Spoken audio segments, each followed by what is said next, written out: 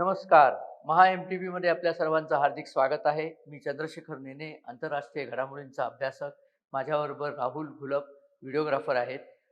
अ, सध्या अतिशय hot topic किंवा अतिशय संवेदनाशील मुद्दा म्हणजे पहलगाम इथे झालेल्या अत्यंत निर्घृण आणि क्रूर दहशतवादी हल्ल्याचे पडसाद. त्या हल्ल्यामध्ये आपले 28 देशवासी हुतात्म्य पावले. ते आपल्याला त्याचं दुःखच आहे. पण त्या दुःखापेक्षा सुद्धा संताप सगळ्या देशामध्ये सुरू झालेला आहे. आणि त्याच्यावरती पंतप्रधान नरेंद्र मोदींनी ज्या 5 घोषणा केल्या, ज्याच्यामध्ये सर्वात मोठी म्हणजे सिंधू पाणी वाटप करार सध्या सस्पेंड केलेला आहे. तो कॅन्सल केला नाही, कारण त्या करारामध्ये कॅन्सलेशनचा क्लॉजच नाही आहे. गुलाबी चाचाने केलेला करार आहे. कॅन्सलेशन कसं असणार? पाकिस्तानच्या भल्याच्या गोष्टीला कॅन्सल करताच येत नाही. परंतु पंतप्रधान मोदींनी तो सस्पेंड केलेला आहे. त्याच्यानंतर पाकिस्तानला तहानेने मारण्याचा मार्ग मोकळा झालेला आहे. इतरही अनेक गोष्टी आहेत. मी गेल्या व्हिडिओमध्ये त्या सगळ्या सांगितलेल्या आहेत. आता त्याच्यावरती पाकिस्तानची काय प्रतिक्रिया आहे, ती पण आपल्याशी बोलायची आहे. एक म्हणजे यावेळेला पाकिस्तान आंतरराष्ट्रीय समुदायामध्ये एकटा पडलेला आहे. कारण नुकतीच बातमी अशी आली आहे, की अमेरिकेचे पेंटागॉनचे अधिकारी मायकेल रुबिन यांनी पब्लिकली सांगितलेलं आहे, की पाकिस्ताननी हा दहशतवादी हल्ला केलेला आहे आणि पाकिस्तानचे जे लष्कर प्रमुख आहेत असीम मुनीर, त्यांच्या आदेशावरनं हा हल्ला झाला, असं या रुबिन यांनी सांगितलं. आणि त्याला दुजोरा पाकिस्तानी लष्कराचे एक आसिफ म्हणून जे अधिकारी आहेत त्यांनी दिलेला आहे. आणि त्यांनी हे पण सांगितलेलं आहे, की माझ्याकडे याचा पुरावा देखील आहे, की ही सगळी ऑपरेशन आसिम मुनीर यांनी प्लॅन केली आणि त्यांच्या आदेशावरनं ही ऑपरेशन करण्यात आली. म्हणजे अगदी अ, अ, जे मारले गेले त्यांचा धर्म विचारून त्यांना मारण्याची जी प्रक्रिया आहे ती सगळीसुद्धा आसिम मुनीर यांनीच सांगितली होती. मी गेल्या वेळेला सांगितलं होतं, की आसिम मुनीर हे जिहादी जनरल आहेत. हे प्रोफेशनल सोल्जर नाही आहेत.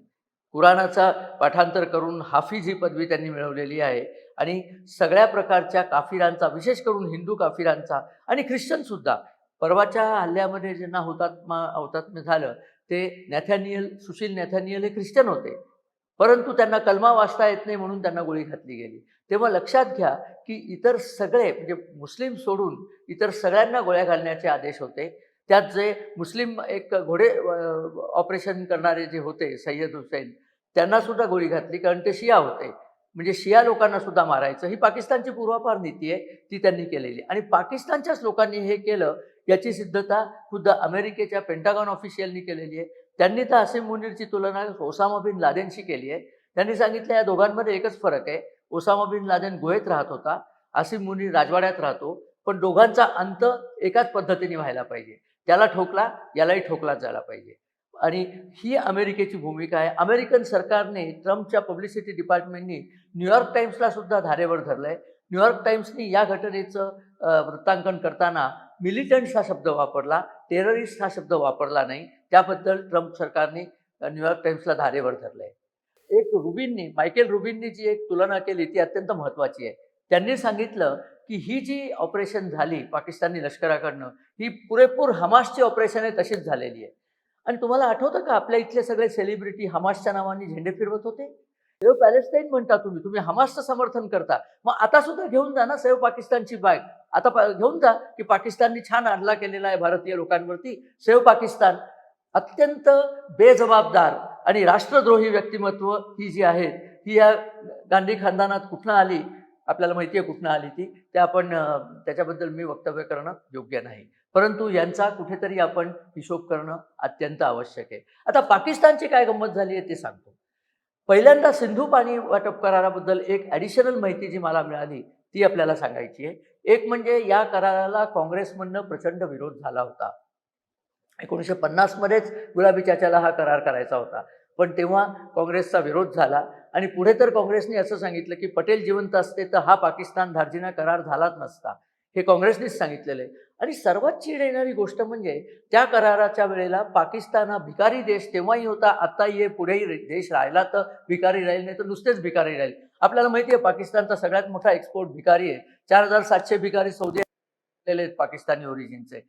तर या भिकारी देशांनी या कराराच्या अंमलबजावणीकरता जगभर जी भीक मागितली, त्याच्यात गुलाबी चाचानी म्हणजे जवाहर नेहरूंनी या पाकिस्तानला तेव्हा 6,20,00,000 पाऊंड दिलेले आहेत. काही लाजाच नाही तो यांना. मी त्याची किंमत काढली. ते 6,20,00,000 पाऊंड आजच्या घडीला 2 अब्ज रुपयाची किंमत त्याची होते. $24,00,000 जवळजवळ याचे होतात. 6,20,00,000 पाऊंड. लक्षात ठेवा, एवढे पैसे गुलाबी चाचांनी पाकिस्तानच्या भल्याकरता दिलेले होते. याची सख्खी मुलं ही पाकिस्तान होती. हिंदुस्थान हे सावत्र मूल होतं. तर पाकिस्तानने काय सांगितलं की आम्हाला आमचं पाणी थांबवणं म्हणजे हिंदुस्थानने युद्धखोरीची भाषा केलेली आहे. तुम्ही इथे येऊन आमच्या सिव्हिलियनना मारा. तुमची पळपुटा सैनिक इथे येऊन निशस्त्रांवरती हल्ले करतात आणि सांगायचं काय, तर हिंदुस्थानने युद्धाची भाषा केलेली आहे.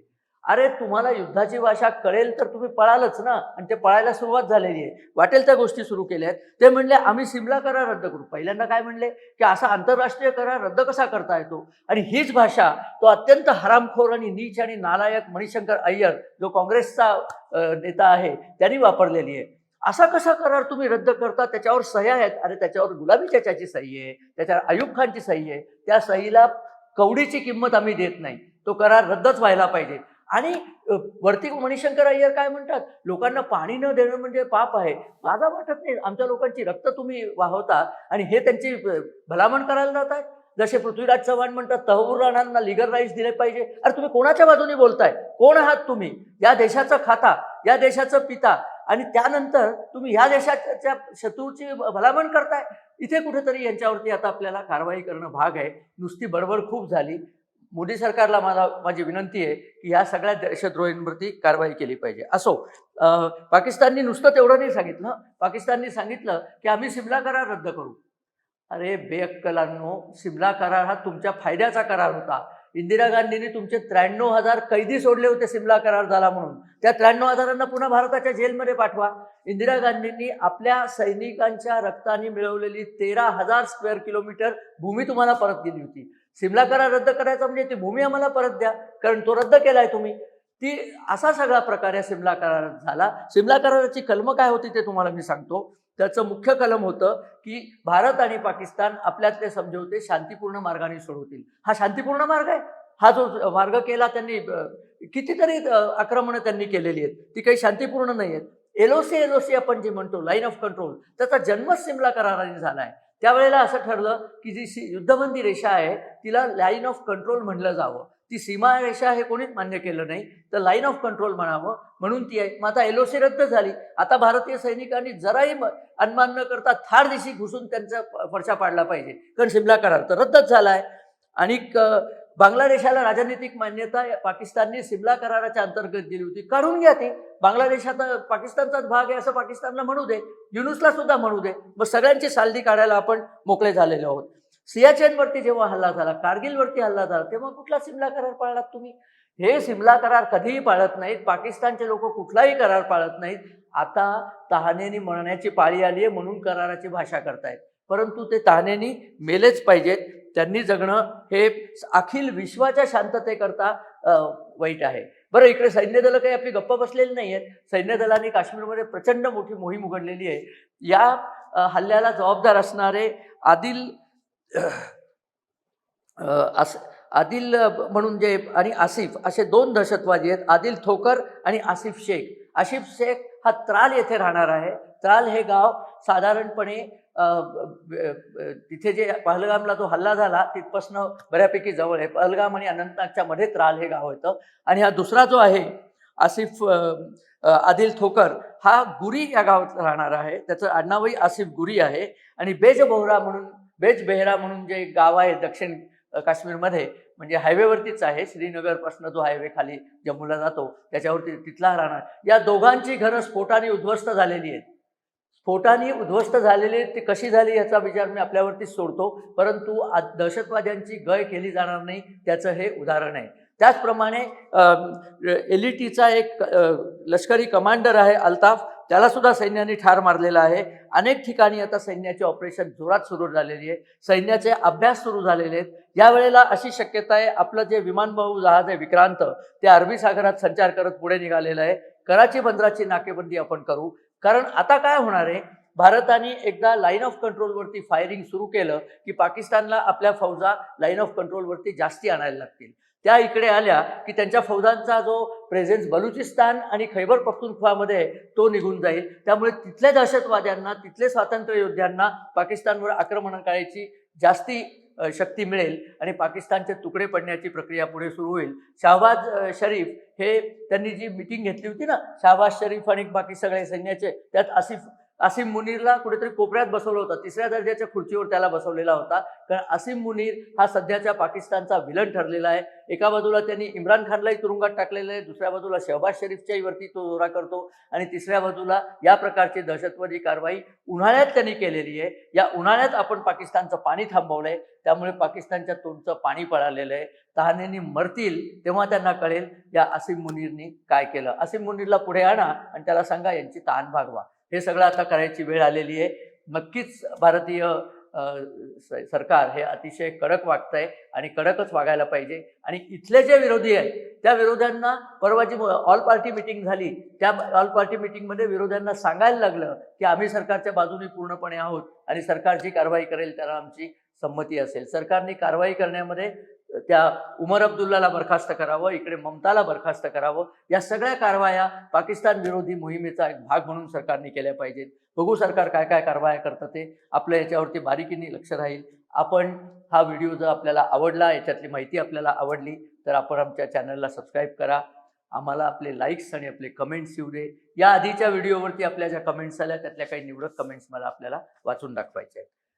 सिंधू जलकरार, पाकिस्तानच्या वर्मावर आघात, हा जो काल मी व्हिडिओ केला त्याला जवळजवळ 70,000पर्यंत लोकांनी प्रतिक्रिया दाखवलेली आहे. 70,000हून जास्त आणि आत्ता त्यांच्या प्रतिक्रिया वाढतातच आहेत. त्याच्यावर ज्या कमेंट्स आल्या त्याच्यावरती मला आपल्याशी बोलायचं आहे.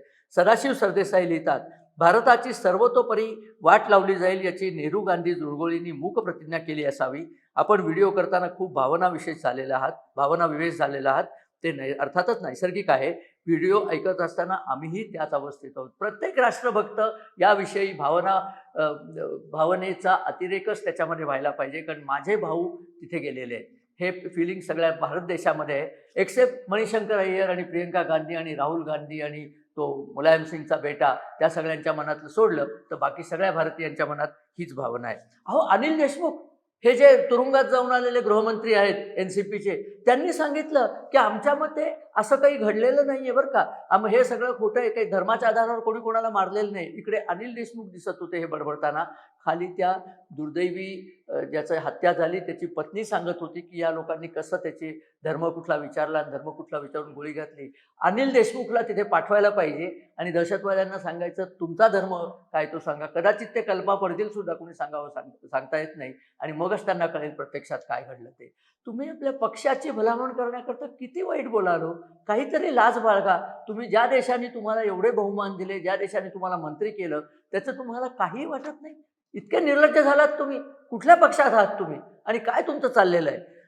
असो, प्रवीण कुपाटे लिहितात, पाकिस्तानने एकतर्फी ताश्कंद आणि शिमला करार मोडला आहे, त्यामुळे सिंधू करार मोडण्यात हायगय करता कामा नये. अगदी बरोबर आहे. सिंधू करार वगैरे सगळे करार हे गुलाबी चाचाचे करार होते.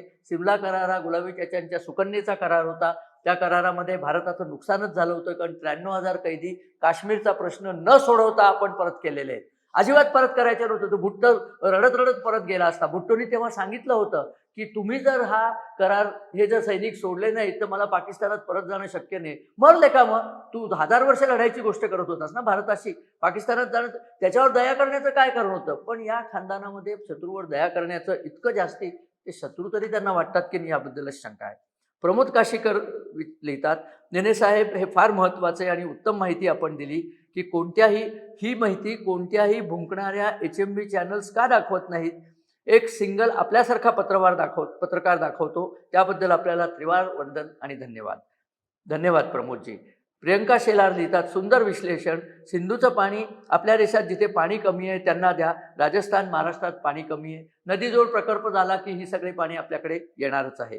हेमंत कदम लिहितात, फार सोप्या आणि मोजक्या शब्दात आपण नेहरू गांधी यांनी केलेला सिंधू जलकरार तसेच पंजाबचा अर्थ पंच आब कळवून दिलात. पाकिस्तानचे वाळवंट हो हीच आपली इच्छा सर्वच राष्ट्रभक्तांची. धन्यवाद. धन्यवाद हेमंतजी. शांताराम होळे लिहितात, याची अंमलबजावणी दीर्घकाळासाठी झाली आहे नेने सर, नाहीतर सरकार बदलल्यास तो रद्द होऊ नये असे मला वाटते. हा देशाचा प्रश्न असल्यामुळे राजकीय रंग कराराला विरोधी पार्टीने आणू नये. आमची पण हीच इच्छा आहे. आमची तरी इच्छा आहे की यापुढे विरोधी पार्टीचं कुणीही राज्यावरती कधी येऊच नाही. कारण त्यांनी स्पष्टपणे सांगितलं आहे, आम्ही राज्यावर आलो तर 370 सुद्धा पुन्हा लावू. तेव्हा लक्षात ठेवा, कमीत कमी या देशाचे शांतताप्रिय नागरिक, हिंदू आणि बहुसंख्य शांतताप्रिय नागरिक, त्यांनी तरी काळजी घ्यावी की पुन्हा या चोरांचं सरकार येता कामा नये. हे आले तर तुम्हाला उखडून काढतील जागचं. मुर्शिदाबादला काय चाललंय पाहिलं ना, दीदीचं राज्य आहे तिथे, लक्षात ठेवा. सदाशिव सरदेसाई आणखीन एका ठिकाणी लिहितात, अतिशय सुस्पष्ट विश्लेषण नेने साहेब. आपणास विनंती की गुलाबी चाचा नेहरू यांच्या कारकिर्दीबाबत आणि त्यांच्या एकूण जीवनावर आपण एक प्रदीर्घ पुस्तक लिहावे. त्यामध्ये त्यांची सर्व अंडीपिल्ली बाहेर काढावीत. लेडी माउंटबेटन, तेजा शिपिंग म्हणजे जयंती धर्मतेजा, या धर्मतेजा या माणसांनी ती शिपिंग कंपनी काढली होती. त्याची पत्नी जयंती ही खूप सुंदर होती आणि ती नेहरूंच्या संपर्कात होती. इथेच मी थांबतो, याहून आणखीन वाईट मी बोलत नाही. तसेच जमल्यास त्यांना पंतप्रधान करणारा मोहनदास करमचंद गांधी यांच्याबाबत जी माहिती जाणीवपूर्वक लपवलेली आहे ती पुन्हा प्रकाशित करावी. आपण यामध्ये वाचलं होतं का की गांधींना महात्मा म्हणावा हा हुकूम ब्रिटिशांनी काढला होता? आनंद आहे सगळा. विनोद कुमार तांबारे लिहितात, साक्षात दंडवत सर तुम्हाला. नमस्कार विनोद कुमारजी. आपल्याला काही बाणगुळ जे आहेत नीच, कुठलं पहलगामचं दृश्य पाहून अक्षरशः अश्रूंचा बाण फुटला आमचा. हा सकाळचा भोंगा मोदी आणि शहांना नावं ठेवतोय. सकाळच्या भोंग्याची तर ज्याला म्हणतात ना उर्दूमध्ये, त्याची फितरतच तशी आहे, त्याची जडणघडणच तशी झाली आहे. तोंड उघडला की घाणच बाहेर पडते. त्यामुळे तोंड नाही उघडलं तर बरं. परवा असं ऐकलं की उद्धव ठाकरेंनीच त्यांना कानपिचक्या दिल्या की जरा तोंड बंद ठेवा. असो, आपल्या कमेंट्सबद्दल खूप खूप धन्यवाद. आणि या विषयावर आम्ही सतत व्हिडिओ करत राहणार आहोत. आपण ते व्हिडिओ पाहता त्याबद्दल आपले पुन्हा धन्यवाद. नमस्कार. जय हिंद.